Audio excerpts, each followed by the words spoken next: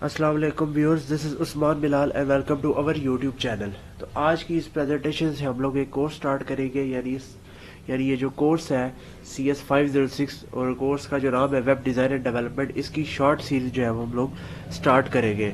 तो यानी इन lecture series में जो जो चीज़ इंपॉर्टेंट होगी from MCQs plus short plus long point of view से, तो साथ साथ मैं मेंशन करता रहूँगा। तो हम लोग स्टार्ट करते हैं डिज़ाइन गोल्स ऑफ जावा। वो क्या कहते हैं कि जैसे जैसे इंटरनेट की ग्रोथ होती जा रही है, इसी तरह जो इंडस्ट्री की रिक्वायरमेंट है वो भी चेंज होती जा रही है। तो इंडस्ट्री की जो रिक्वायरमेंट है उसको मीट करने के लिए ऐसे जो सॉफ्टवेयर हैं वो डेवलप किए जाए जो कि प्लेटफॉर्म इंडिपेंडेंट हो, जो डिफरेंट प्लेटफॉर्म है, लाइक यहाँ पे मेंशन है विंडोज, लिनक्स एंड सोलारिस, यानी इन पे चल सके। तो उसके बाद जो अगला पॉइंट है वो राइट लैंग्वेज राइट टाइम, यानी जो जावा का जो इंट्रोडक्शन है वो 1991 में हुआ था। एक कंपनी थी सन माइक्रो सिस्टम्स, उन्होंने किया था और उस कंपनी को जो लीड कर रहे थे उनका नाम था जेम्स गॉसलिन। लेकिन जावा को जो पॉपुलैरिटी थी वो 1995 में मिली थी। तो ये एक इम्पॉर्टेंट पॉइंट है MCQs के पॉइंट ऑफ व्यू से कि जावा का जो पॉपुलैरिटी है उसको कौन से ईयर में मिली थी। तो इससे पहले यानी जावा से पहले जो इंडस्ट्री को डोमिनेट कर रही थी वो C और C++ थी। तो उसका जो अगला जो नेक्स्ट पॉइंट है जावा बज़वर्ड्स और वोकैबुलरी, यानी ये जावा के फीचर्स की बात हो रही है। From the original Sun Java white paper, Java is a simple object oriented distributive interpreted, यानी ये जो जावा के फीचर्स हैं इनकी जो डिटेल है वो नीचे गिवन है। तो हम लोग जो है उसको डिटेल से देखेंगे। अच्छा, उसके बाद आता है जावा लैंग्वेज प्लस लाइब्रेरीज। तो जावा हैज़ टू पार्ट्स, यानी जावा लैंग्वेज के दो पार्ट्स हैं। तो अगेन ये इंपॉर्टेंट MCQs है। तो जो कोर जावा है उसमें वेरिएबल्स, अरेज और ऑब्जेक्ट्स आते हैं। और जो नेक्स्ट पॉइंट है Java virtual machine JVM run the core language. Again important MCQs के हवाले से कि यानी जो कोर लैंग्वेज है उसको जो है वो एग्जीक्यूट या रन कोड करता है, तो वो जावा वर्चुअल मशीन। इसकी बात भी हम लोग अपकमिंग लेक्चर्स में करेंगे JVM क्या चीज़ है। उसके बाद अब जो ये जो अगला पॉइंट है द लाइब्रेरीज। अब जो जावा के पास जो स्टैंडर्ड प्री डिफाइंड क्लासेस का जो कलेक्शन है वो बड़ा वास्ट है, बड़ा लार्ज है। यानी उसमें जो है वो डिफरेंट, लाइक जिस तरह C++ में हमारे पास हेडर फाइल्स होती है उनमें प्री डिफाइंड फंक्शंस होते हैं, इसी तरह जो जावा के पास है फॉर डिफरेंट पर्पजेज के लिए उसमें प्री डिफाइंड जो क्लासेस है वो बड़ी वास्ट है। यानी 4000 प्लस प्री डिफाइंड क्लासेस है। उनकी उन्होंने आगे एग्जांपल दी हुई है, यानी ये जो है नीचे given string, array list, hash map, string, tokenizer and so on, ये डिफरेंट क्लासेस हैं फॉर डिफरेंट पर्पजेज। अब ये जो हमने ऊपर ये जावा बज़वर्ड्स यानी जो जावा के फीचर्स है उनकी बात की थी, उनकी डिटेल यहाँ पे इधर उन्होंने नीचे दी है। जो पहला फीचर है जावा का विच इज सिंपल, तो इसमें क्या लिखा हुआ है very similar to C++ syntax, यानी जो जावा का सिंटैक्स है वो सिमिलर है C और C++ से। अब जो लोग जावा C या C++ के बैकग्राउंड से हैं तो उनके लिए ज़रा ये इजी है इसको समझना। अब जो जो डिफरेंस मेन आ जाता है जावा और C++ में वो ये है the core language is similar then C++, no operator overloading, no pointer and no multiple inheritance. अब जैसे C++ में नॉन प्रिमिटिव डेटा टाइप्स है, लाइक क्लास है, तो क्लासेस के हम लोग ऑब्जेक्ट्स बनाते हैं। अब ऑब्जेक्ट्स को मैनिपुलेट करने के लिए ऑपरेटर ओवरलोडिंग यूज होती है C++ में। मेमोरी एलोकेशन डी एलोकेशन के लिए पॉइंटर्स का कॉन्सेप्ट यूज होता है। और इसी तरह एक मल्टीपल इनहेरिटेंस का कॉन्सेप्ट है वो C++ में है बट जावा में नहीं है, इस वजह से भी ये सिंपल है।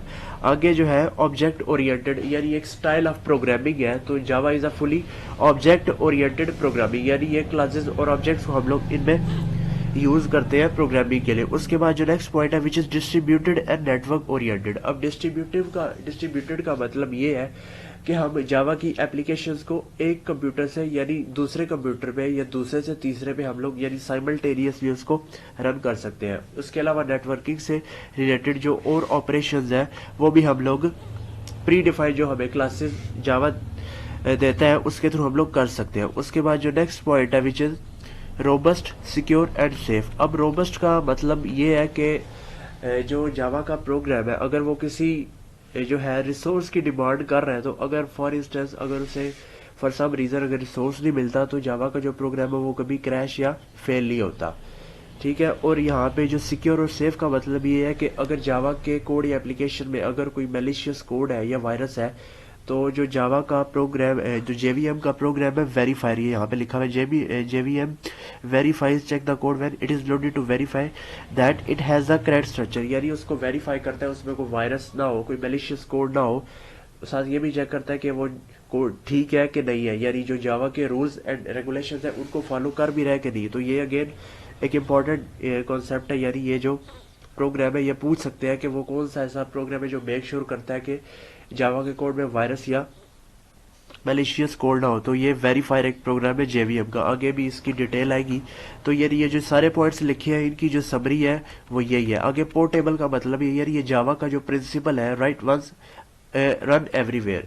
तो जावा को इंट्रोड्यूस करने का मकसद ये था कि हम लोग यानी ऐसी एप्लीकेशन डेवलप कर सके जो कि प्लेटफॉर्म इंडिपेंडेंट हो। अब प्लेटफॉर्म क्या होता है, एक एनवायरनमेंट होता है जिसके ऊपर सॉफ्टवेयर रन करते हैं। अब जिस हम लोग पीसीज यूज करते हैं, अब इसके ऊपर जो प्लेटफॉर्म है वो है इसका ऑपरेटिंग सिस्टम जिसके ऊपर हम लोग सॉफ्टवेयर रन करते हैं। तो अब जावा की जो एप्लीकेशन है वो यानी अगर एक सॉफ्टवेयर पे लिखी गई है, यानी एक प्लेटफॉर्म या एक ऑपरेटिंग सिस्टम पे लिखी गई है, तो इसका मतलब है यानी वो जो बाकी दूसरे ऑपरेटिंग सिस्टम्स हैं उन पे भी रन कर सकती है। अब इसकी एग्जांपल इस तरह की, अगर हम लोग जावा की जो एप्लीकेशन अगर उसको विंडोज पे लिखते हैं तो हम उसको मैक पे भी चला सकते हैं, लिनक्स पे भी चला सकते हैं, यूनिक्स पे भी और यूबंटू पे भी। तो ये जो जावा का प्रिंसिपल है वो ये कहता है। आगे जो है जावा support for the web and enterprise web application, यानी अब ये डिफरेंट तरह की एप्लीकेशन है जो ऑर्गेनाइजेशन यूज करती है, उनको डेवलप करने के लिए यूज होती है। आगे उन्होंने जो टेक्नोलॉजीज बताई हुई है वो भी नीचे कि मैंने सेवलेट्स, जेएसपी, एपलेट्स, जेडीबीसी, ये डिफरेंट टेक्नोलॉजीज है ये जो वेब एप्लीकेशन और एंटरप्राइज एप्लीकेशन बनाने के लिए यूज होती है। आगे जो इसकी जो नेक्स्ट फीचर है वो है हाई परफॉर्मेंस। जो अर्लियर वर्जन थे जावा के वो बड़े स्लो थे कंपैरेटिवली सी और सी प्लस प्लस, बट उनकी जो परफॉर्मेंस है उनको इनहेंस किया गया। वो जो है इंट्रोड्यूस कराया गया concept just in time compiler. ये जो सेकंड पॉइंट है इसमें लिखा हुआ है जस्ट इन टाइम कंपाइलर, यानी इस कंपाइलर की मदद से जो है परफॉर्मेंस जो है वो जावा की काफी इंक्रीज हुई थी।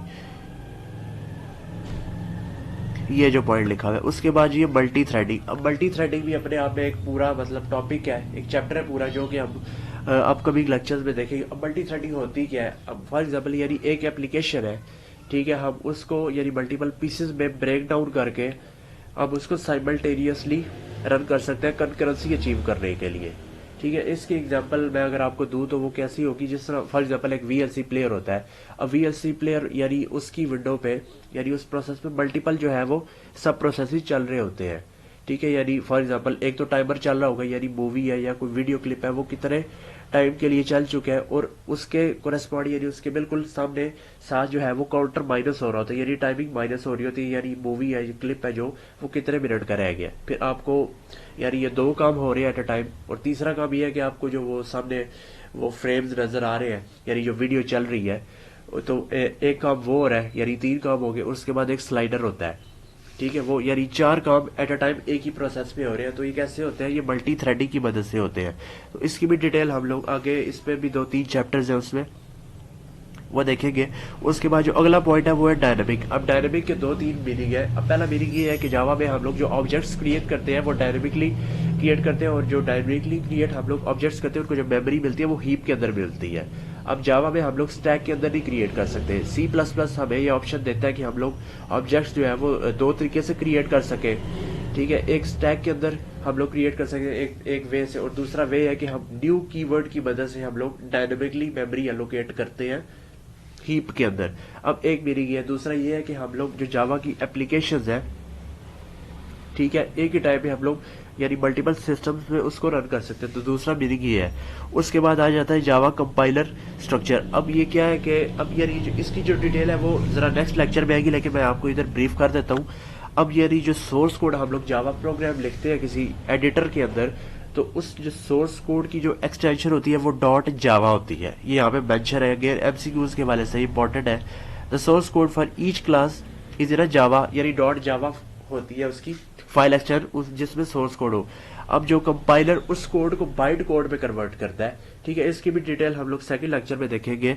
तो compiler each class to produce dot class, यानी जो कंपाइलर जो फाइल प्रोड्यूस करता है यानी वो बाइट कोड फाइल होती है, उसकी जो एक्सटेंशन होती है वो डॉट क्लास होती है। ठीक है, दो चीजें इंपॉर्टेंट है एमसीक्यूज के पॉइंट ऑफ व्यू से। आगे जो है अगला पॉइंट है जावा प्रोग्राम एफिशिएंसी, यानी जो है जावा जो है प्रोग्रामर एफिशिएंट लैंग्वेज है। अब इसमें जो एप्लीकेशन का यानी एप्लीकेशन को डेवलपमेंट करने में जो टाइम लगता है वो 50% लेस देन सी और C++ से। ठीक है, आगे ये ऊप लिखा हुआ है, यानी it is based on object oriented programming, यानी लाइब्रेरीज का जो है इसके पास बहुत जो है वास्ट कलेक्शन है।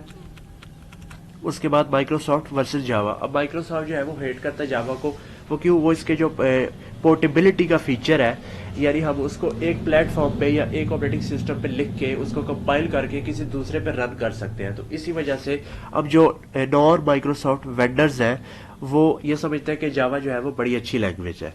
ठीक है, अब ये जो जावा इज़ फॉर रियल यानी जावा यानी इतनी पॉपुलर हो चुकी थी कि अब यानी इसके जो मार्केट में सरवाइव करने के जो चांसेस थे वो ज़्यादा हो गए थे, और वो ये समझते थे कि जावा जो अगले 10 से 20 साल तक मार्केट में सरवाइव करेगी। तो ये था आज का लेक्चर।